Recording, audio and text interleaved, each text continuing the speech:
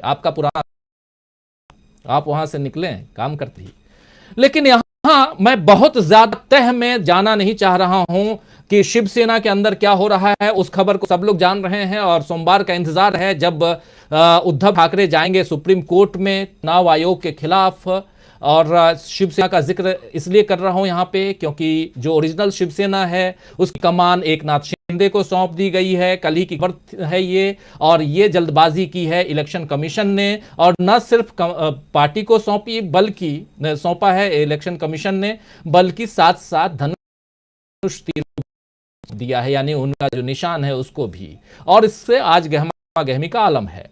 लेकिन दूसरी तरफ नीतीश कुमार बिहार में दावा कर रहे हैं 100 सीटें, और भी दावा हो रहा है चाहे वो उद्धव ठाकरे हों या शरद पवार हों। इन दोनों राज्यों को मिलाकर के अगर विश्लेषण करें एक पत्रकार होने के नाते, तो क्या देखते हैं नीतीश बाबू के दावे में कितना दम है, उनका दावा जो है कितनी हकीकत पर फिट बैठता है? देखिए, अगर दोनों स्टेट को ध्यान में रखते हैं तो मान लीजिए कि 20% की बात कर रहे हैं, मतलब 20% पे समेट देंगे बीजेपी को। 500 के करीब सीट है, 100 पे ला देंगे, मतलब 20%। तो 80% सीटें विपक्ष जीत लेगा। महाराष्ट्र में जो स्थिति है वो वहां तो है, बिहार में जो मैं स्थिति देख पा रहा हूं वहां भी है। अगर सब सही रहा जैसे चल रहा है, नीतीश कुमार जिस तरह से लीड कर रहे हैं, जिस तरह से केवल पार्टियों को लीड नहीं कर रहे हैं बल्कि सरकार को जिस तरह से लीड कर रहे हैं। बिहार का मॉडल का जिक्र किया प्रोफेसर साहब ने, तो बिहार मॉडल ने एक नमूना तो रखा है विपक्ष के सामने। और नीतीश कुमार जिसकी तरफ इशारा कर रहे हैं, देखिए नीतीश कुमार जब बीजेपी को छोड़ करके महागठबंधन में आए, बाकी पार्टियों को साथ लिया, बीजेपी को छोड़ करके जो पार्टियां थी उन लोगों को साथ लिया, कांग्रेस से मशवरा के बाद साथ लिया। मतलब सोनिया राहुल से मिले थे, याद करिए उस समय को बड़ा हंगामा था, बड़ा सनसनी यही थी कि अब नीतीश कुमार क्या करेंगे, प्रधानमंत्री बन जाएंगे या क्या करेंगे। इससे बहुत भारी चर्चा हुई थी। तब राहुल गांधी ने पदयात्रा शुरू नहीं की थी, वो पदयात्रा की बात चल रही थी, और उसके बाद पदयात्रा लंबी चली और जो है उसके बाद बड़ा शांत सा रहा। लगा कि अरे विपक्ष जो इकट्ठा होने की बात कर रहे थे उसका क्या हुआ, तक रिजल्ट नहीं आया। कल ही मैं कहीं देख रहा था, लोग बोल रहे थे कि राहुल गांधी जो है वो पदयात्रा तो समाप्त हो गई लेकिन विपक्ष करने पे कोई बात नहीं कर रहे हैं। नागालैंड में, मेघालय में चुनाव हो रहे हैं लेकिन राहुल गांधी का वहां पता नहीं।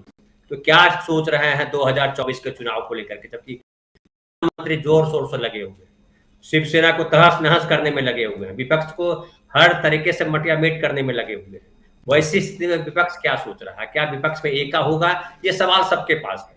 तो आज जो है नीतीश कुमार वहां जाकर के बोले हैं, उससे ये लगता है कि विपक्ष फिर से कमर कसने को तैयार है। और उसमें नीतीश कुमार ने स्पष्ट कर दिया है कि अगर आप चाहते हैं तो हम उसको लीड कर सकते हैं। वो उस तरह की भाषा में समझिए जिस तरह से नीतीश कुमार बोलते हैं। नीतीश कुमार के बोलने में आधी बातें तो कोई भी समझ लेता है, वो आधी बातें समझने के लिए थोड़ा आगे पीछे देखना पड़ता है, विश्लेषण करना पड़ता है, क्योंकि नीतीश कुमार को सीधे सीधे नहीं समझा जा सकता, इतना आसान नहीं है। अगर लालू प्रसाद यादव या और जो विपक्ष के नेता उनके विपक्ष में रहे, उन लोगों नीतीश कुमार को समझना आसान काम नहीं है, बिल्कुल समझना आसान काम नहीं है। लेकिन नीतीश कुमार के साथ मैं एक अगर स्टडी करके बताऊं तो ये बताऊं कि नीतीश कुमार ये बात समझते हैं कि उनको ये पता है कि सत्ता कहां सही तरीके से चल रही है, जहां वो कंफर्टेबल महसूस करते हैं। तो वो हमेशा देखिए, जैसे वो सत्ता में आए हैं बिहार में 2005 से, तो बहुजन को साथ लेकर के चले। बहुजन का मतलब, हालांकि आमतौर पे जब हम जगदेव बाबू की बात करते हैं, लोहिया की बात करते हैं, कांशीराम की बात करते हैं, उसमें सवर्ण जो है वो छूट जाते हैं, सवर्ण अलग हो जाते हैं। बहुजन के मतलब सवर्णों के अलावा जो जातियां हैं, उसमें मुसलमान भी है। अब याद की जब लोहिया जी का जमाना था और जो है पार्टी बनी थी, तो क्या हुआ था, 60 और 40 का बंटवारा हुआ था कि 40 में सवर्ण और 60 में जो है बाकी लोग रहेंगे। और उसमें हुआ था कि महिलाएं भी इस हिस्से में शामिल हो जाएंगी। और उसका ये था कई तो जो जैसे जगदेव बाबू सरकारें कई आई गई बिहार में, 60 से लेकर मतलब 67 से लेकर के जो 74 तक का काल रहा, वो बड़ा बिहार का बड़ा काल है, वो समझिए एक तरह से कितनी करवट ली राजनीति में। और उसमें ये हुआ ये कि पति जो है बन गए इधर से 40% वाले में, यानी मतलब लोकसभा का चुनाव जीत लिया या विधानसभा का चुनाव जीत लिया, और पत्नी जो है उनकी राज्यसभा का चुनाव जीत करके चली गई या विधान पार्षद का चुनाव जीत करके चली गई। तो 60-40 का भाग में भी गड़बड़ हो गया था। लेकिन नीतीश कुमार ने जो मॉडल पेश किया, चूंकि उनको समाजवादी इतिहास से आए हैं, लोहिया वो नारायण के साथ काम कर चुके हैं, लेकिन बीजेपी के साथ लंबे समय रहे और बीजेपी के साथ रह करके उन्होंने ये बताया कि बिहार में बीजेपी 5 देश की, लेकिन बिहार में बीजेपी की मनमानी नहीं चली, अब तक तो नहीं कर पाई है, न कुछ कर पाई है, न सरकार दिल्ली की कुछ कर पाई है। महाराष्ट्र में हम देख रहे हैं कि जिस तरह से, अब बताइए, सब ड्यूटी से पूरा का पूरा मामला, और उसको चुनाव आयोग अभी कहता है भैया ये धनुष बाण शिंदे जी का हो गया, तो ये तो बड़ी दुर्भाग्य की बात, ये तो जबरदस्ती है, दादागिरी है। लेकिन बिहार में वो नहीं हुआ है। तो नीतीश कुमार का कहने का मतलब ये है राजीव जी कि देखिए, अभी अगर समझिए कांग्रेस लीड लेती है तो उसमें एक दिक्कत आती है कि अखिलेश और जो है के चंद्रशेखर राव, ये दो जो है एक अलग थर्ड मोर्चा बनाने की बात पे लग गए। आपने जैसा कि प्रस्तावना में कहा कि नीतीश भी, लेकिन नीतीश ने अपने खुद नहीं गए, नीतीश ने दूरी रखी। ममता बनर्जी भी अलग जगह खड़ी हैं, जैसा कि कहा प्रोफेसर साहब ने कि वो मार्क्सवादी कम्युनिस्ट पार्टी के साथ उनका टकराव है, तो एक मंच पे आना आसान नहीं थी। और बीजेपी बार बार इसी का फायदा उठाती है। पिछले 2 चुनाव में हम लोगों ने क्या देखा है कि उनका वोट प्रतिशत बढ़ता जा रहा है, तो उसकी वजह है कि विपक्ष एक मत नहीं है। कांग्रेस को उनसे झगड़ा है, उनसे कांग्रेस को झगड़ा है, और कई फ्रंट बन जाते हैं। तो नीतीश कुमार इसलिए बार बार कहा है कि कोई थर्ड फ्रंट नहीं बनेगा, जो बनेगा मेन फ्रंट बनेगा, और कांग्रेस के बिना कोई फ्रंट नहीं बनेगा। नीतीश कुमार ने अंडरलाइन किया है कि कांग्रेस के बिना कोई फ्रंट नहीं बनेगा। और उसमें तेजस्वी की बात को ऐड कीजिए तो तेजस्वी ने क्या कहा, तेजस्वी की कांग्रेस जहां ताकत में है, शक्ति में है या मजबूत है, वहां कांग्रेस लड़े बीजेपी के साथ, और जहां रीजनल पार्टियां हैं वहां रीजनल पार्टी पे बैठे थे, पीछे खड़े होंगे। महाराष्ट्र में देखिए वही हुआ कि महाराष्ट्र में शिवसेना को ड्राइविंग सीट पे कांग्रेस बैठने दिया, कांग्रेस पीछे रही। बिहार में भी यही है कि ड्राइविंग सीट पर जो है वो नीतीश कुमार बैठे हैं या तेजस्वी हैं, कांग्रेस पीछे है। मॉडल हमारे सामने बिहार और महाराष्ट्र है। मुझे लगता है जो है कांग्रेस के साथ बैठ करके नीतीश कुमार चाहते हैं कि एक कागज पे नीतीश कुमार इस मामले में जहीन व्यक्ति हैं, स्पष्ट राजनीतिज्ञ हैं, हवा में कोई बात नहीं करते। बिल्कुल, वो कोई बात करते हैं, वो न तो इस बात पे ध्यान देते हैं कि सवर्ण को दुत्कारा जाए, न इस बात पे देते हैं कि दलितों को लतियाया जाए। वो दोनों के साथ समान वाला भाव रखते हैं जो संविधान में भाव वर्णित है। वो ये भी नहीं कह रहे हैं कि 100 में 90 शोषित है। वो तुलसीदास रामचरितमानस पे जो प्रकरण हुआ उसमें भी बड़ा उन्होंने अलग लाइन ले ली और कहा कि भाई धर्म के मसले में हम बोलने वाले नहीं है, चूंकि संविधान धर्म के मसले में सबको आजादी देता है। तो कंप्लीटली संविधान के तौर पे चलते हैं। और मुझे लगता है कि नीतीश कुमार इस देश के लिए मौजूदा राजनीति में एक आदर्श व्यक्ति है, और उनकी लीडरशिप में अगर विपक्ष खड़ा होता है, जो कि संभव है, अखिलेश को ही मुझे लगता है इनकी लीडरशिप में आने में दिक्कत नहीं है, और मुझे लगता है राव में दिक्कत नहीं है।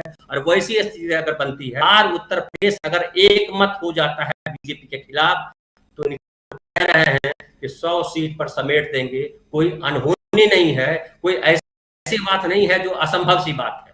तमाम स्थितियां जो है बीजेपी के खिलाफ है, और संविधान को किस तरह से तार तार किया जा रहा है हर फैसले। जी, चाहे वो की बात करें, चाहे वो अडानी की बात करें, चाहे वो अभी और ये शिवसेना वाला जो चुनाव हुआ उसकी बात करें, सारे मसलों पे, बीसी वाले पे बात कर ले, तो संविधान को कैसे तार तार कर दिया जाए, बीजेपी आ गई है। और अगर 2024 में सत्ता में आती है विपक्ष के अंतर विरोध की वजह से, तो बड़ा भयावह काल होगा, ये समझना पड़ेगा सब लोगों को। और नीतीश कुमार ने यही समझाने की कोशिश की। जी धनंजय जी, लेकिन नीतीश कुमार की तरफ अगर अखिलेश यादव देख रहे हैं और केसीआर भी देख रहे हैं, के चंद्रशेखर राव देख रहे हैं, तो नीतीश कुमार राहुल गांधी की तरफ देख रहे हैं, और यहीं से शुरुआत होती है जो केंद्र की राजनीति किस दिशा में जा रही है। और कह रहे हैं नीतीश कुमार सीधे शब्दों में कि अगर सब साथ आ जाएं तो 100 सीटों पर सिमट कर रह जाएगी बीजेपी। जरा उनकी बाइट जो है दोबारा सुनाता हूं, जो साथी बाद में जुड़े हैं। नीतीश कुमार का ये बयान बहुत महत्वपूर्ण बयान है और उसके बाद सीधा आना चाहूंगा प्रोफेसर रविकांत जी आपके पास और आपसे समझना चाहूंगा कि कितना दम है। हालांकि वहां सलमान खुर्शीद भी वही कह रहे हैं कि जो आपकी चाहत है वही हमारी चाहत है, बस यहां आई लव यू को कहे में हम लोग फंसे हुए हैं। जरा सुन लेते हैं क्या कुछ कह रहे हैं नीतीश कुमार और चर्चा आगे बढ़ाएंगे और समझना चाहें प्रोफेसर रविकांत जी से कि जो बात है और उसके बाद आगे 2019 की पुनरावृत्ति देखेंगे या कुछ और जो जिस दिशा में नीतीश बाबू चाह रहे हैं उस दिशा में जाते हुए देश की सियासत को।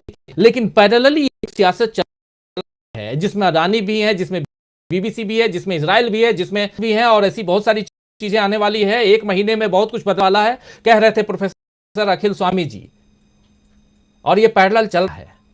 तो क्या चारों तरफ एक दल हो रहा है? पैर डालोगे तो फंसते धंसते चले जाओगे, निकलना होगा। सुनिए लेकिन पहले नीतीश बाबू। तो हम तो कांग्रेस के नेता लोगों से भी सब खरीदी है। अभी तो बहुत अच्छा यात्रा हो गया, तो यात्रा तो बहुत अच्छा हो गया, लेकिन अब इसके आगे थोड़ा सोच लीजिए। हम तो उसी के लिए इंतजार कर रहे हैं।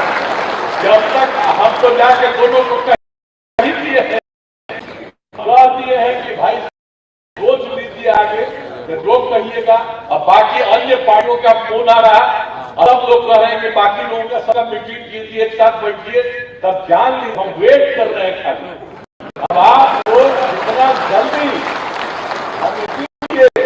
हम वेट कर रहे हैं, नहीं तो बाकी और पार्टियां थी, बहुत सारी पार्टियां एकजुट होने के लिए तैयार बैठी हुई। लेकिन अब आप सोचिए, तो चाहते हैं कि भाई अधिक से अधिक लोग एकजुट हो जाए। ताज आप पाए हुए हैं, ताज ही के माध्यम से आपके पार्टी के नेतृत्व को हम अनुरोध करेंगे कि जल्दी से जल्दी फैसला करिए और हम लोग को बुला करके बात कर लीजिए कि कहां कहां और किनके साथ एकजुट होकर के अगला चुनाव लड़ना है। ये जिस दिन फैसला कर दीजिएगा और उसी दिन हम सब लोग एकजुट हो जाएंगे, हम मिल करके लड़ेंगे, तब जान लीजिए आप अच्छी तरह से मुक्ति हो जाएगी। और अगर आप लोग ठीक से सोच करके चलिएगा, जो हम कह रहे हैं शुरू से, हम इंतजार करेंगे। अगर मेरा सुझाव को अगर मान लीजिएगा, कहीं 100 के नीचे जाएंगे, जान लीजिए। और मेरा मतलब नहीं मानिएगा तो क्या होगा आप जानिए, आप लोग जानिए, हमको। तो मेरे सुझाव को अगर आप मान लेंगे तो ये 100 के नीचे जाएंगे।